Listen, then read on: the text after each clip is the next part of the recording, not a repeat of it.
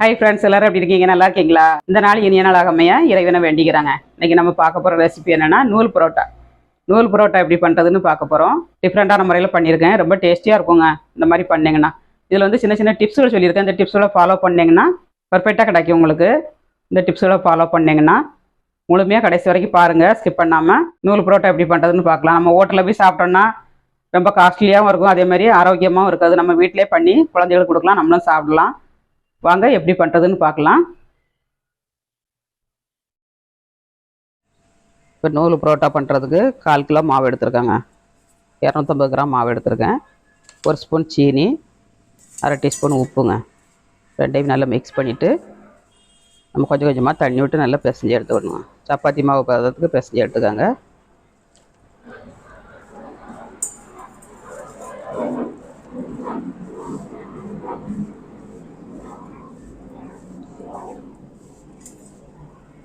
கொஞ்சம் கொஞ்சமாக தண்ணி விட்டுக்கோங்க. சூப்பராக பிசைஞ்சாச்சு. கொஞ்சோண்டு இதில் எண்ணெய் ஊற்றி நம்ம கொஞ்சம் நேரம் பிசைஞ்சிட்டு மூடி வச்சுக்கலாம். ரொம்ப நேரம் பிசையணுன்னே தேவையில்லைங்க. இந்த டிப்ஸுகளை ஃபாலோ பண்ணுங்கள். ஃபாலோ பண்ணிங்கன்னா உங்களுக்கு வந்து நூல் பரோட்டா சூப்பராக கிடைக்குங்க. ஹோட்டல் சுவையில், ஹோட்டலில் கூட அந்த அளவுக்கு சுவையாக இருக்காது, அந்த அளவுக்கு சுவையாட்டு டேஸ்ட்டாகவும் கிடைக்கும் நமக்கு. கொஞ்சோண்டு எண்ணெய் ஆட் பண்ணி நம்ம மூடி வச்சுக்கலாம். ரெண்டு மணி நேரம் ஊற வைக்கணுங்க. 2 மணி நேரம் ஊற வச்சிங்கன்னா உங்களுக்கு நல்லா கிடைக்கும். இல்லை லாஸ்ட்டில் ஒரு பொருள் நான் ஆட் பண்ண போகிறேன். அந்த பொருளை ஆட் பண்ணிங்கன்னா உங்களுக்கு நூல் பரோட்டா வந்து உறுதியாக கிடைக்குங்க. கார்ன்ஃப்ளவர் மாவு வந்து 2 ஸ்பூன் ஆட் பண்ணிக்கோங்க. 2 ஸ்பூன் எண்ணெய் ஆட் பண்ணி நல்லா மிக்ஸ் பண்ணிக்கோங்க. இது தாங்க லாஸ்ட்டில் ஆட் பண்ணணும் நம்ம. இதில் தான் பரோட்டா வந்து நல்லா உறுதியாக கிடைக்கும். இந்த டிப்ஸை ஃபாலோ பண்ணுங்கள். ஃபாலோ பண்ணிங்கன்னா உங்களுக்கு நூல் பரோட்டா வந்து ஹோட்டல் சுவையில் நல்ல டேஸ்ட்டாக கிடைக்குங்க. 2 மணி நேரம் ஆயிடுச்சு. மாவை எடுத்து நம்ம உருண்டை பிடிச்சிக்கலாம். ஹோட்டலில் பிசைகிற மாதிரிலாம் ரொம்ப நேரம் பிசைங்கன்னே வேண்டாம் பாருங்கள். 10 நிமிஷம் பிசைஞ்சாலே போதும். நம்மளுக்கு எந்த சைஸில் உருண்டை தேவையோ அந்த சைஸில் உருட்டி வச்சுக்கோங்க.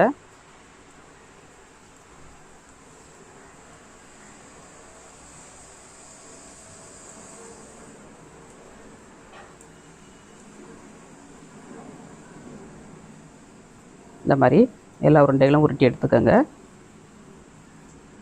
உள்ளுக்குள்ளே மடித்து விடணுங்க. மடித்து விட்டால் தான் உங்களுக்கு வந்து பரோட்டா அழகாக கிடைக்கும். இப்போ எல்லாத்தையும் உருட்டி எடுத்தாச்சு. ஒரு பவுலில் வச்சுட்டு நம்ம ஒன்றா தேய்ச்சி எடுத்துக்கலாம்.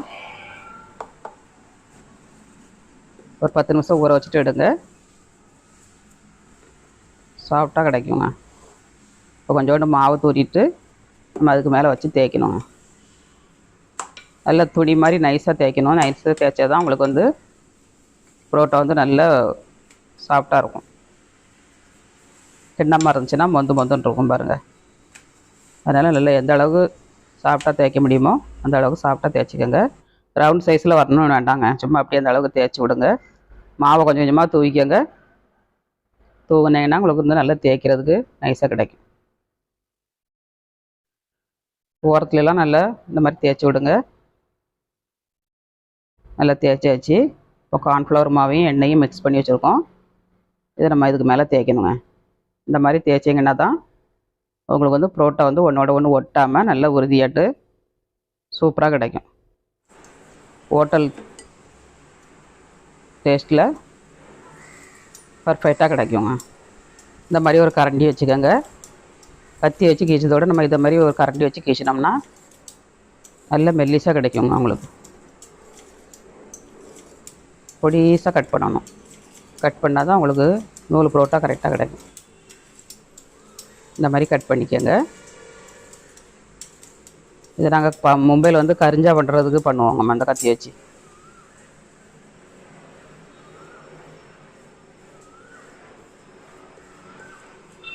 இதை வந்து இப்படி சுருட்டி எடுத்துக்கலாம். இப்போவுமே இவ்வளோ உறுதியாக இருக்குது பாருங்கள். ஒன்றோட ஒன்று ஒட்டாவே செய்யாதுங்க.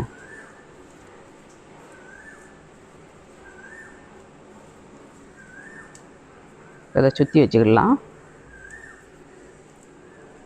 இந்த மாதிரி ரவுண்டாக சுற்றி லாஸ்ட்டு பாகத்தை அடியில் அப்படி வச்சுக்கோங்க. இந்த மாதிரி எல்லா உருண்டையும் நம்ம உருட்டி எடுத்துக்கலாம். அடுத்தது இன்னொன்று பண்ணி காட்டுறேன் பாருங்கள். கொஞ்சோண்டு மாவை தூற்றிக்கோங்க. மாவை தூற்றி தேய்க்கணுங்க.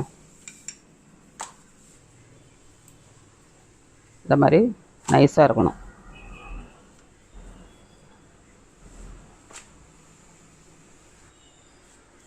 இப்போ இதுக்கு மேலே நம்ம மாவு கார்ன்ஃப்ளவர் மாவு ஆட் பண்ணிக்கலாம்.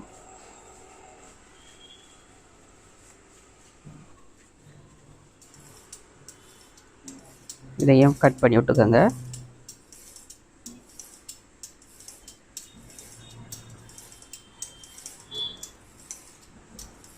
எந்த அளவுக்கு சின்னதாக கட் பண்ணுதோமோ அந்த அளவுக்கு நல்ல சின்னதாக கிடைக்குங்க நூல் பரோட்டா வந்து. கொஞ்சம் பருமனாக அதை கட் பண்ணிங்கன்னா பரோட்டா மாதிரி ஆயிரும். நூல் பரோட்டாவுக்கு இந்த மாதிரி சின்னதாக தான் கட் பண்ணணும். கட் பண்ணியாச்சு.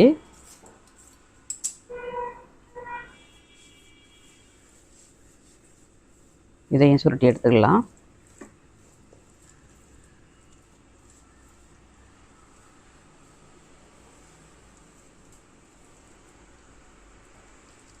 இதையும் சுற்றி வச்சாச்சுங்க. இப்போ எல்லாமாவே நம்ம அந்த மாதிரி பண்ணி எடுத்துக்கிடணும். எல்லாத்தையும் பண்ணி எடுத்தாச்சு. இப்படி லேசாக கையை கொண்டு ப்ரெஸ் பண்ணிவிட்டு லேசாக மாவு தூற்றிட்டு நம்ம சப்பாத்தி கட்டி வச்சு தேய்க்கணும்னாலும் தேய்க்கலாம், கையை வச்சு தேய்க்கணும்னாலும் தேய்க்கலாங்க. அழுத்தி தேய்க்கக்கூடாது, மெல்ல அப்படி உருட்டுங்க. சூப்பராக கிடைக்கும் உங்களுக்கு.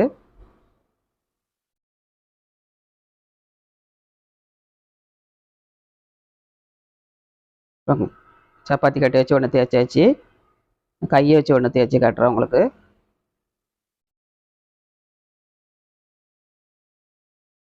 லேயர் வந்து இவ்வளோ அழகாக தெரியுது பாருங்கள். இந்த மாதிரி தெரியணுங்க. தெரிஞ்சால் தான் நல்ல உறுதியாக கிடைக்கும் உங்களுக்கு. இதை கையை வச்சு போட்டு காட்டுறேன். உள்ளங்கை வச்சு நம்ம இப்படி ப்ரெஸ் பண்ணிக்கிடணும். ஃபஸ்ட்டு ப்ரெஸ் பண்ணிவிட்டு அப்புறம் நம்ம விரலை வச்சு அப்படியே நவட்டி கொடுத்தோம்னா சப்பாத்தி கட்டையே வேண்டாங்க. கையை வச்சே நம்ம பண்ணிடலாம்.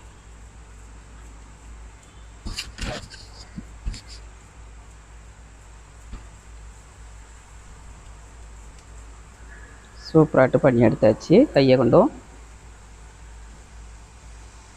எவ்வளோ பர்ஃபெக்டாக கிடச்சிருக்கு பாருங்கள்.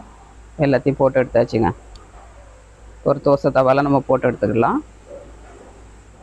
இரும்பு கடாயிலையும் போடலாம், நான்ஸ்டிக் தவாலையும் போடலாங்க. நான் நான்ஸ்டிக் தவாவில் போட்டிருக்கேன்.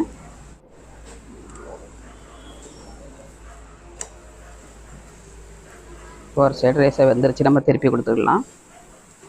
கோல்டன் கலர் கிடச்சிட்டு பாருங்கள். நம்ம சீனி ஆட் பண்ணதுனால கலர் வந்து உங்களுக்கு இந்த மாதிரி கிடைக்குங்க. திருப்பி கொடுத்துக்கிட்டே இருக்கணும். நம்ம கொஞ்சோண்டு எண்ணெய் ஆட் பண்ணிக்கிடலாம்.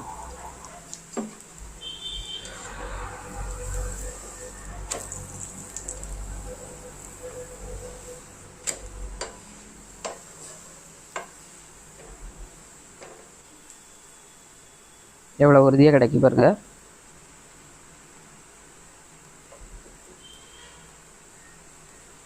சூப்பராக இருக்குங்க பரோட்டா வந்து. நல்ல லேயராட்டு நல்லா சூப்பராக கிடச்சிருச்சு. இப்போ எல்லாத்தையும் போட்டு எடுத்தாச்சு பாருங்கள். எவ்வளோ அடுக்கடுக்காக இருக்குது பாருங்கள். இந்த மாதிரி பண்ணுங்க. சூப்பராக கிடைக்கும் உங்களுக்கு. ஹோட்டலுக்கே நீங்கள் போக வேண்டாம். ஹோட்டலில் வந்து நம்ம பண்ணி சாப்பிட்றது ஆரோக்கியமாக இருக்காது. நம்ம வீட்டில் வந்து நம்ம ஆரோக்கியமாக குழந்தைகளுக்கு பண்ணி கொடுக்கலாம். எண்ணெயும் அதிகமாக நம்ம யூஸ் பண்ண மாட்டோம். கடையில் வந்து எண்ணெய் நிறைய யூஸ் பண்ணுவாங்க. இந்த மாதிரி லேசாக கையை கொண்டு ப்ரெஸ் பண்ணணுங்க. இந்த மாதிரி ப்ரெஸ் பண்ணிங்கன்னா உங்களுக்கு உடையாமல் கிடைக்கும் பாருங்க. லேசாக ப்ரெஸ் பண்ணாலே எவ்வளோ உறுதியாக கிடைக்கும் பாருங்கள். நல்லா அழுத்தி பண்ணிங்கன்னா புறம் உருந்துருங்க.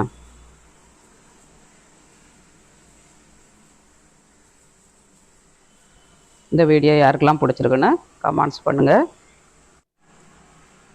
சப்ஸ்கிரைப் பண்ணுங்கள், ஃப்ரெண்ட்ஸ் அண்ட் ஃபேமிலிக்கு ஷேர் பண்ணி விடுங்க.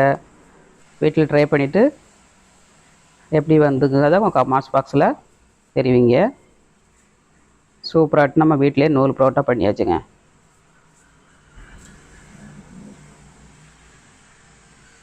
மீண்டும் நெக்ஸ்ட் வீடியோவில் சந்திப்போம். பாய்.